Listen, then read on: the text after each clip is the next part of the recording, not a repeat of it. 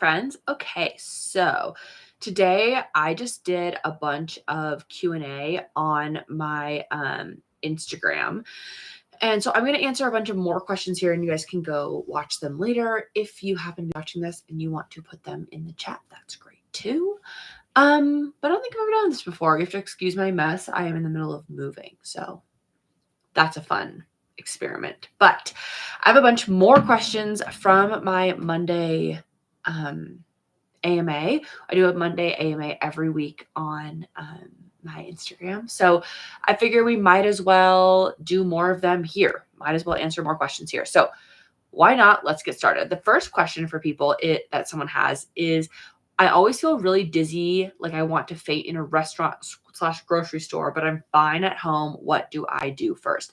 This is a super, super common question. And this is really, really frustrating because when you are feeling dizzy, you're like, I'm fine in my safe space at home. Then I go out into like the world and I feel worse.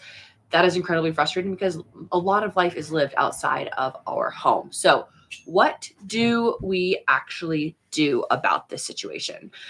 The first thing to do is to make yourself understand that you can feel safe in a lot of places. Now, that does not just happen overnight. Hold on, I'm going to close this window.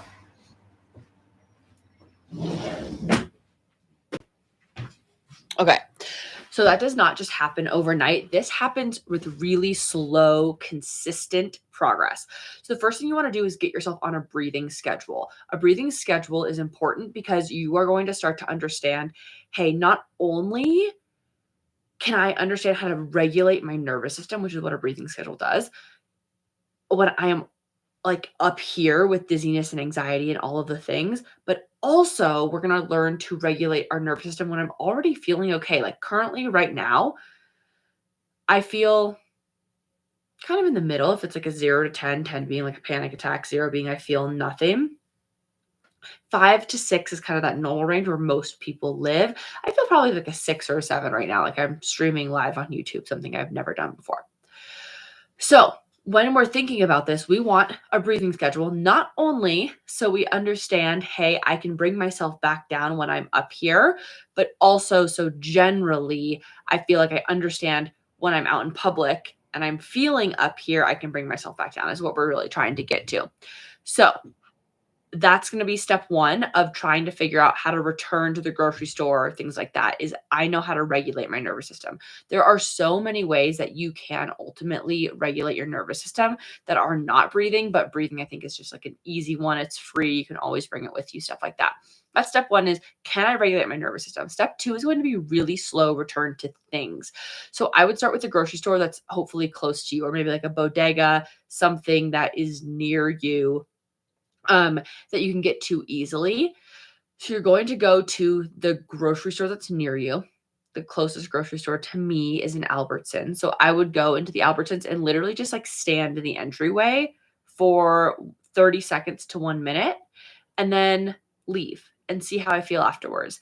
Then the next day, I would go and do it again and again and again and again. So you go for 1 minute. And if you're okay, then you can go for 2 minutes or 5 minutes. And then if you're okay, then you go for 10 minutes, then 15 minutes, and slowly work your way back up from I can't go inside at all. A lot of people with vestibular disorders are like, well, I want to be able to go to the grocery store again. And they just like send it right into the grocery store and say, like, I'm just going to go the whole time, just push through. That actually ends up teaching our nervous system to panic when we're in these situations.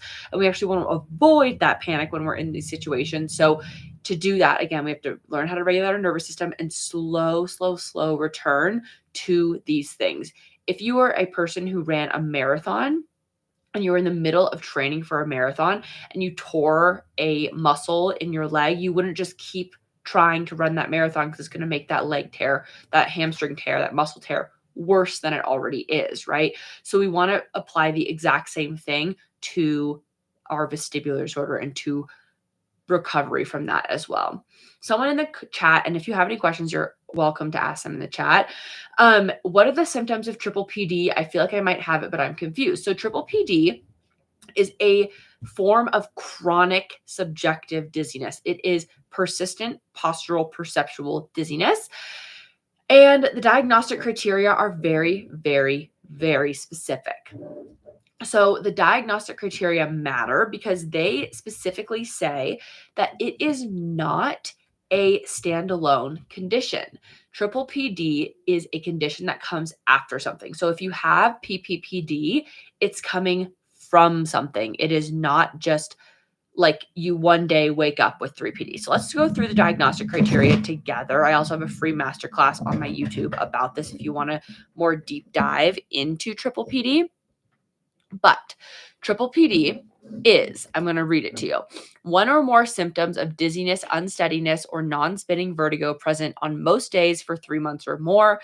The symptoms last for prolonged periods of time but may wax and wane in severity, and symptoms do not need to be present continuously throughout the entire day. So it's basically this background rocking and swaying, kind of like this, bobbing, dizziness feeling for 3 months or more, 90 days or more. And the symptoms will last for longer periods of time, but they can kind of come and go. Like sometimes it's worse and sometimes it's not as bad.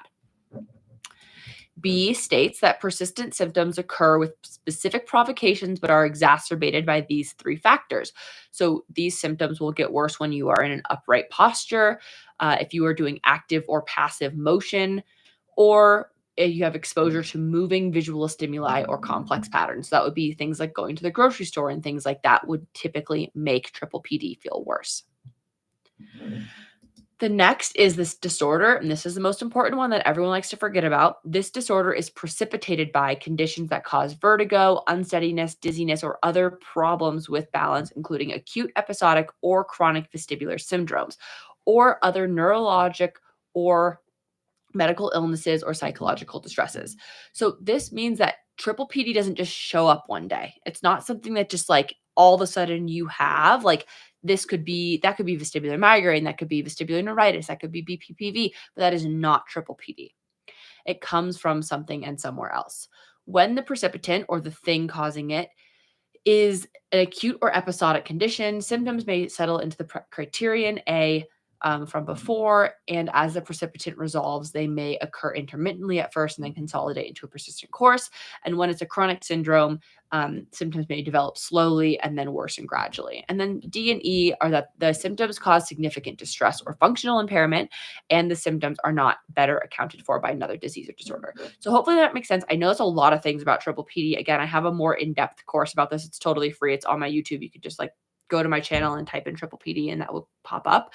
But it's important to understand that 3PD is super debilitating, is super frustrating, and is also something that can get so much better. Like so much better. I have people who have triple PD, vestibular migraine, you name it, who are literally like traveling to Tokyo and back, who are flying across the world, traveling, going back to work, hanging out with their kids, picking them up from school. This stuff does get better. It just takes the right tools. I will do a couple more questions. So someone says, should I go to vestibular rehab when I have vestibular migraine? This is a common question. Sometimes the answer is yes, and sometimes the answer is no. So this is something that is going to be depend on the person. I will say the first thing that you should do before you go to VRT is get what I call the basics under control. And the basics, if you don't know kind of who I am and what I do, I run a program called Vestibular Group Fit. And the basics in there are things like diet and sleep and exercise and breath work and nervous system regulation and hydration. There are more, but these kind of basic components of your treatment pie are the things that you should do before you go to VRT and shake your head all around, because those head shaking exercises were not designed for vestibular migraine. They were designed for things like vestibular hypofunction, and the Epley maneuver was designed for BPPV. So this is very person dependent. So sometimes yes, and sometimes no. Does vestibular migraine attack mimic the type of dizziness you would experience with BPPV, like head positions triggering vertigo? I hope this question makes sense. Yes. So BPPV is benign paroxysmal positional vertigo, just so we're all on the same page. Benign meaning it's not going to kill you. Positional meaning, or benign paroxysmal meaning spontaneous and short-lived. Positional meaning it only happens in position. Like if you are upright and you have the room spin, that's never BPPV.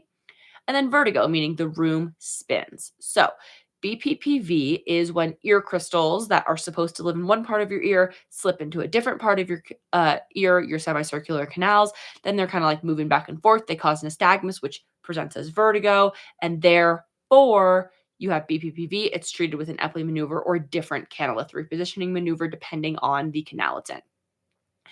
Vestibular migraine can absolutely positively present like BPPV. And this is where things get confusing. So the little things that tell us whether or not it's one or the other is when you lie back into this kind of dependent position where you would test for BPPV. When you do that, it will start immediately spinning and it's not that short-lived. So BPPV is 45 to 60 seconds and it will have a delay of 5 to 10 seconds. So you will lie back, you'll lay there for a second, and then it will start. That's typical of BPPV, but if it's vestibular migraine instead that's causing that spinning, it is typically going to be immediate, and it will also be, honestly, usually longer lasting. Not always, but often. So those are some things to consider, but definitely get it evaluated by a vestibular specialist always when you're having these types of attacks, because it is important to understand that these things are treated incredibly differently. And I have had patients who did like 100 barbecue rolls or 100 Epley maneuvers, and they're like, I can barely lay flat anymore because it has been so traumatic from trying to treat this BPPV that was actually vestibular migraine. So that is super difficult. Also, you should know, so someone says, I try to monitor my symptoms and feel like I have both. It's definitely possible to have both 100%. You can have many vestibular disorders all at the same time, which can be frustrating and kind of make it a little bit convoluted. But also with BPPV, like it's something that you will be more likely to have if you have migraine. So if you have migraine, whether it's vestibular migraine or classic migraine or whatever, that can be something that's frustrating because, I mean, it's obviously already frustrating, but you should know that this is like, it's not your fault. And I'm trying to change the chat settings. Hold on. And that you are more likely to get it if you have migraine.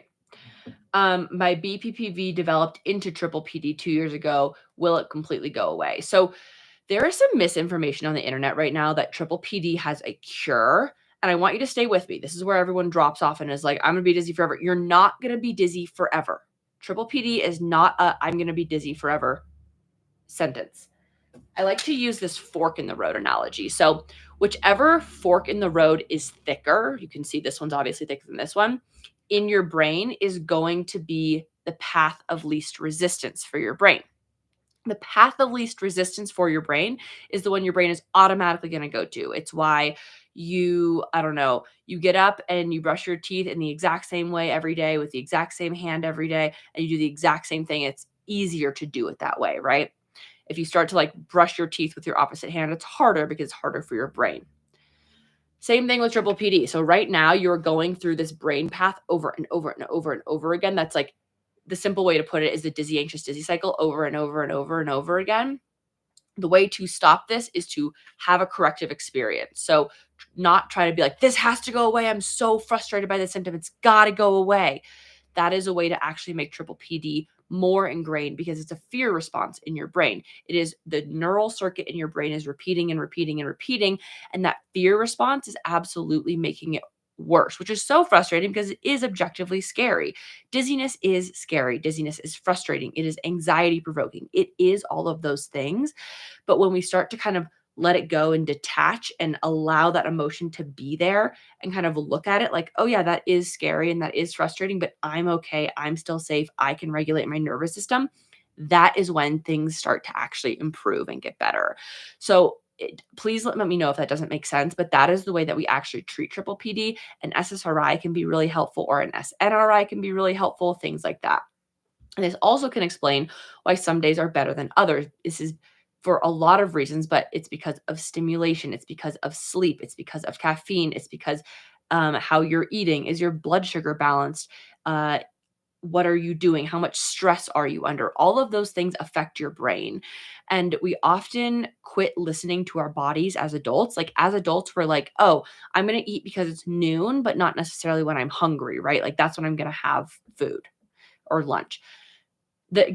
We live on these clocks, so we have stopped listening to our body. And so relearning how to listen to your body is going to be number one. and really frustrating. Mine's complicated by orthostatic positional hypotension. That's really, honestly, very common and so frustrating. And I hear you and I see you. But all of these things do ultimately, they do, again, they don't have a cure, and there's a lot of misinformation on YouTube and Instagram and Facebook and the internet, like all over the place. I see it every single day, and it makes me infuriated that there's a cure. But even if you are the person who is like, oh, I don't use this path so much, it still exists, right? Like this triple PD path, we can't get rid of neural paths in our brain. Our brain doesn't work like that, but we can stop using them and find a new workaround. So it still exists, because a cure would mean that we like delete that pattern from our brain. And because our brain doesn't work that way, we instead say, how do I find a new path around? And I see this happen to people all the time. I promise you it gets better. I know people who have been dizzy for 25 plus years who are like, hey, I'm actually feeling really great these days, and go to presentations with their children. They go to festivals. They go, again, they travel, they drive, they go to Disneyland, Disney World, like all of these places. These things are possible. You just need the right tools to do them. So I, there are always complications. Like triple PD is, if you were listening at the beginning, which I know there's new people here, and that's great. Hi. I want to remind you that this is never medical advice and all of those things. But something that we need to remember is that triple PD is not something that happens by itself. It happens on top of something else. So it happens on top of POTS. It happens on top of vestibular migraine, triple P or BPPV, vestibular neuritis, you name it, happens on top of that. And this is the neural circuit pattern that starts basically on top of it. So being afraid to do an Epley maneuver is really, really, really common, because it's fearful to go into that position, which is why I don't ever recommend you do it by yourself, especially if it's your first time. So BPPV needs to be properly diagnosed and treated, and then you can go from there. So all of these things are kind of convoluted, because all dizziness disorders pretty much cause the exact same symptoms. And it's all about kind of, what is this one difference in this thing that makes it vestibular migraine instead of vestibular neuritis? What is the small difference that makes it Meniere's disease instead of neuritis? So these are the kind of like the convoluted, complicated things, but it does get better. I am here for you. I'm going to try and do this YouTube live thing more often. I just like turned it on today and I was like, hey, maybe we'll talk about some things. So thank you for joining me. I have time for one more question. If someone wants to put it in the chat, I will answer pretty much anything. I will never give you medical advice, but is it possible that triple PD is happening just because of anxiety? I don't have BPPV. It literally just all started after the pandemic anxiety. Yes. Okay. So first of all, if you're doing tests like a VNG and all those things, not all vestibular disorders pop up on testing. So if you have all normal testing and triple PD, I highly recommend a headache specialist. Like highly, highly, highly recommend it, because vestibular migraine is the most common cause of dizziness and vertigo from a neurological point of view. So the most common cause of neurological dizziness and vertigo, more common than triple PD, is vestibular migraine. I don't know if you have that. I don't know you. I am not your doctor, but I highly recommend a headache specialist.